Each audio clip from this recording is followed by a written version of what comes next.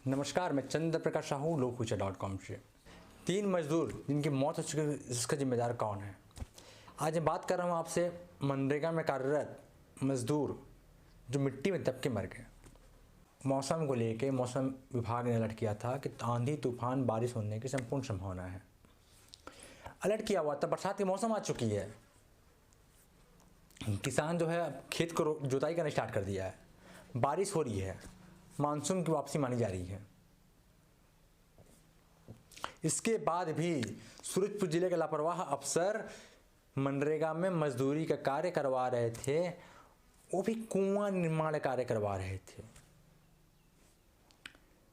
इस कुआं निर्माण कार्य में कार्य करते हुए, खुदाई करते हुए 3 मजदूर जो है दब के मौत हो चुकी है।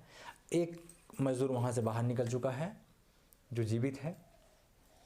2-3 दिन तक चले रेस्क्यू ऑपरेशन में तीनों के शव निकाली जा चुकी है। केंद्रीय राज्य मंत्री रेणुका सिंह, प्रदेश के कैबिनेट मंत्री सरगुजा महाराज टी एस बाबा भी जाकर सहानुभूति घर वालों को दे चुके हैं। घटना सूरजपुर जिले के ओड़गी विकासखंड के ग्राम धरसेड़ी के आमापारा की है। एक पंडो है जिसके निजी भूमि में कूप निर्माण कार्य चल रहा था।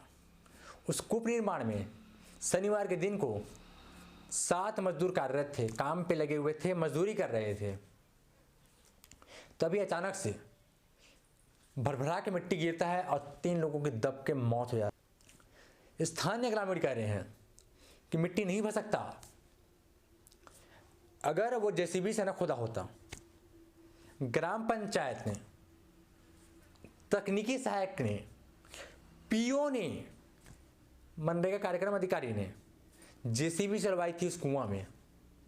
जेसीबी ने चलाया था उस कुआं में और उठा के मिट्टी को बगल में ही रख दिया था और उसी कुआं के और गहराई का कार्य करीब 7 फीट मजदूर कर रहे थे, जो अचानक से भरभरा के गिर गया और तीनों के दब की मौत हो गई। इस मौत के जिम्मेदार कौन है? प्रदेश के मुखिया भूपेश बघेल ने ट्वीट कर 5 लाख कुछ रुपए आर्थिक सहायता देने की बात कही है। पहली बात ये कि आर्थिक सहायता से कुछ नहीं होगा साहब।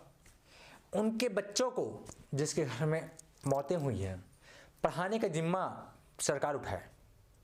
पढ़ाने का पूरा जिम्मा, जो भी प्रोफेशनल कोर्स करना चाहे, जो भी करे, उनका जिम्मेदारी सरकार उठाए, क्योंकि 5 लाख रुपए रकम बहुत छोटी रकम होती है और वो कुछ माह में ही खत्म हो जाएंगे। वो उनसे उनका पालन पोषण नहीं चलेगा। हो सकता है उस घर में वो मुखिया होगा कमाने वाला, उसकी मौत हो गई है तो वो कैसे जिएगा? घर के लोग कैसे पालन पोषण करेंगे? कैसे बच्चे की पढ़ाई लिखाई होगी? ओड़गी विकास खंड में जो कार्यक्रम अधिकारी है, प्रभारी कार्यक्रम अधिकारी मनरेगा का महेंद्र कुशवाहा, उस महेंद्र कुशवाहा जो कि कोऑर्डिनेटर है आवास समन्वय है प्रधानमंत्री आवास का, जिसके बाद भी उसको प्रशासन ने अतिरिक्त जिम्मेदारी दे दी कार्यक्रम अधिकारी की। क्यों दी जिम्मेदारी आपने? उसका कार्य था आवास की देखरेख करना। वो उसी का कर्मचारी है जिसकी सैलरी उसी से बनती है, कोऑर्डिनेटर की उसकी। हमने ग्राउंड रिपोर्ट की है उनकी ओड़गी के जनपद क्षेत्र में। हमने आपको बताया था पिछले जाम कि यहाँ के पंडो जनजाति के आवास अधूरा है। 17, 18, 19, 20 जो आवास कंप्लीट दिखाई जा रही है, उसमें से 30%, 40% आवास अधूरा है। अब सोच रहे हैं अधूरा क्यों है, इसमें कोऑर्डिनेटर क्यों दोषी है? आप सोच रहे होंगे। मैं बताना चाह रहा हूं, कोऑर्डिनेटर का काम होता है आवास को संपूर्ण कराना। कोऑर्डिनेटर ने प्रोग्रेस रिपोर्ट दिखाने के लिए, अपनी जवाबदेही से बचने के लिए, कार्य की लापरवाही बरतते हुए इसने प्रोग्रेस रिपोर्ट में कार्य पूर्ण दिखा दिया, आवास को पूर्ण दिखा दिया, जबकि जमीन में अधूरा है। कई आवास ऐसे हैं जो जमीन पे नींव तक नहीं खुदी हुई है और कागज में कंप्लीट हो चुकी है। इसके पीछे रीजन ये है, इसके पीछे कारण ये है कि आवास अधूरा है क्योंकि पंचायत के सरपंच और सचिव मिलकर ग्रामीणों, भोले भाले ग्रामीणों से अंगूठा लगवाकर उन हक की, उनके अधिकार की, जिसके सरकार ने सब्सिडी दी हुई है, जिनका आवास में पैसा दी हुई है, उसे अंगूठा लगवा के गाँवों से और आधार कार्ड लगवा के पैसा आहरण कर लिया गया है। वो भी अपने अकाउंट में ट्रांसफ़र करके, किसी रिश्तेदार के अकाउंट में ट्रांसफ़र करके पैसा निकाल लिया इन्होंने। कहा कि हम आवास कंप्लीट करवा देंगे। कई ग्रामीणों से हमारी बात हुई, कहे कि साहब हमारे आवास का पैसा तो सचिव ले गया है, बोला ट्रांसफ़र करवा दो, हम आवास बनवा देंगे। हम बोले हम बनवाएंगे तो हमको धमकाने लगा। मजबूरी में देना पड़ा हमें। अब हमने कई दफ़ा सचिव साहब बोला कि सचिव साहब आवाज़ बनवा दीजिए, सरपंच साहब आवाज़ बनवा दीजिए, उन्होंने इस ओर ध्यान ही नहीं दिया। जब हमने और बात की कि कभी कोऑर्डिनेटर आते हैं आपको देखने के लिए तो पूछते हैं साहब ये कौन होता है। हमने बात की क्या तकनीकी सहायक देखने आए कि आवाज़ की कैसी बन रही है, तो बोलिए कौन होता है साहब, हम तो जानते ही नहीं है किसी को, ना आज तक कोई देखने आए आप सर, कभी कोई आता ही नहीं है, बस अपने दफ्तर में बैठ के काम करते हैं। तकनीकी सहायक आखिर क्या रहा था उस समय, जिस समय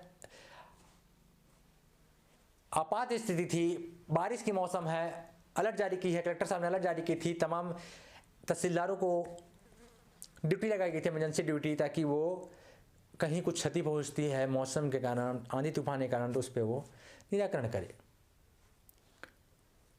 इसके बाद भी कुआं का काम जारी करने दिया। इस मौत का जिम्मेदार कौन है आखिर, इस सरकार या फिर यहाँ के प्रशासन?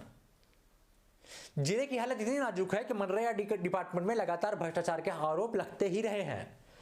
हमेशा भ्रष्टाचार के मामले मनरेगा डिपार्टमेंट में लगता ही रहा है। इसके बाद भी अपने दामन को साफ करने की जगह पे गलतियां करती है मनरेगा डिपार्टमेंट। हमने कई स्टोरियां दिखाई थी मनरेगा डिपार्टमेंट को लेके। हमने 2 कार्यक्रम अधिकारी को बर्खास्त किया था जिला प्रशासन ने, अलग अलग कारणों से बर्खास्त किया था, जबकि कारण एक थे इनकी, इन्होंने मैनुअल मास्टरों के नाम से करीब 60 से 65 लाख रुपए का प्रिलिमिनरी घोटाला किया था।